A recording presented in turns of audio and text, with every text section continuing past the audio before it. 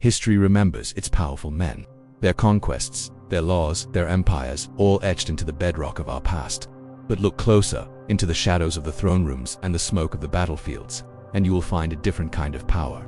A power wielded not by kings and generals but by women who changed nations, ignited wars, and shaped empires in silence. These are not just queens or warriors, they are the most dangerous women in world history. Cleopatra VII, the last pharaoh of Egypt, was more than a queen. She was a master of political theater. With her kingdom on the brink of collapse, she didn't raise an army, she seduced an empire. Using her intellect and charisma, she forged alliances with the two most powerful men of her time, Julius Caesar and Mark Antony. She played the Roman world like a chess master, securing her throne and her legacy not with a sword, but with a whisper. In the East, one woman shattered millennia of tradition to seize absolute power. Zetian, the only female emperor in China's long history, clawed her way from a low-ranking concubine to the dragon throne. Her path was paved with ruthless ambition.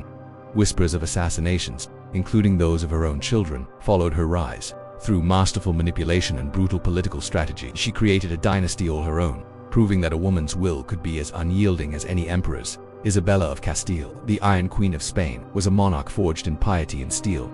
Her marriage united a nation, but her reign brought a terrifying new order. Driven by fervent religious conviction, she established the Spanish Inquisition, a brutal institution that enforced orthodoxy through torture and fire. Her ambition didn't stop at Spain's borders. She funded Columbus's voyage, launching an age of global expansion built on conquest and blood. Deep in the mountains of Hungary, a darker legend was born. Countess Elizabeth Bathory, a noblewoman of immense wealth and power, became the subject of horrifying tales. Accused of luring hundreds of young women to her castle, her name is forever linked to torture chambers and unspeakable cruelty. The Blood Countess remains a chilling figure, a symbol of aristocratic depravity whose alleged crimes blur the line between history and horror. In India, a queen became a symbol of rebellion. Lakshmi Bai, the Rani of Jhansi, refused to surrender her kingdom to the British. When diplomacy failed, she took to the battlefield, a warrior queen leading her troops with unmatched ferocity. Her fearlessness in combat and her leadership of the 1857 Indian Rebellion made her a legend, a beacon of resistance against a colossal empire. Even further back, in feudal Japan, the battlefield was not reserved for men. Tomo Gozen, a female samurai of incredible strength and skill, rode alongside armies, a whirlwind of death and destruction. Known for her prowess with the bow and the blade, she was a commander of troops and a warrior so fierce she was said to be worth 1,000 soldiers, famous for taking the heads of her enemies. On the island of Madagascar, power took a paranoid and terrifying form. Queen Ranavalona, I often called the Mad Queen, ruled with an iron fist.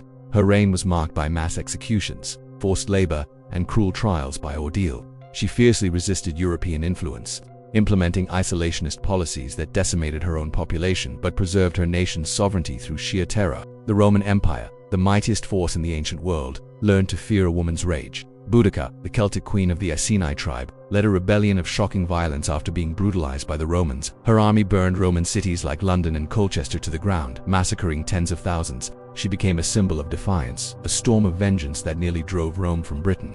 In the treacherous courts of 16th century France, Catherine de' Medici played the Game of Thrones with deadly precision. Dubbed the Black Queen, she was a master of secrets. Surrounded by enemies, she navigated the wars of religion using a network of spies, rumored poisons, and carefully orchestrated political assassinations to protect her sons and maintain her grip on power. The modern age gave rise to a new kind of danger. Bonnie Parker, one half of the infamous duo Bonnie and Clyde, captured the imagination of Depression-era America. She wasn't just a getaway driver. She was a willing participant in a spree of robberies and gunfights, a poet and a killer who became an icon of outlaw glamour. In England, a queen's name became synonymous with tyranny. Mary Tudor, remembered as Bloody Mary, unleashed a wave of religious persecution. Determined to restore Catholicism, she had hundreds of Protestants burned at the stake. Her reign was short, but her legacy was one of fear, a dark chapter written in fire and faith. During the Great War, seduction became a weapon. Mata Hari, an exotic dancer and courtesan, moved through the highest circles of European society. She sold her secrets as a double agent, playing both sides for profit and survival. Her life of espionage and allure ended in front of a firing squad, her story a testament to the deadly power of information. Revenge can forge the most unlikely of weapons. After the French king executed her husband, the noblewoman Jeanne de Clisson became the Lioness of Brittany. She sold her lands, bought a fleet of warships painted black, and unleashed a merciless pirate campaign against French ships, driven by a singular burning desire for vengeance. History is not a simple story of kings and conquerors. It is a complex tapestry woven with threads of ambition, intelligence, and danger. These women, whether through political cunning, Battlefield valor, or ruthless cruelty, did more than just exist in a man's world. They rewrote its rules. They proved that true power, the kind that shapes civilizations and echoes for centuries, belongs to anyone bold enough to seize it.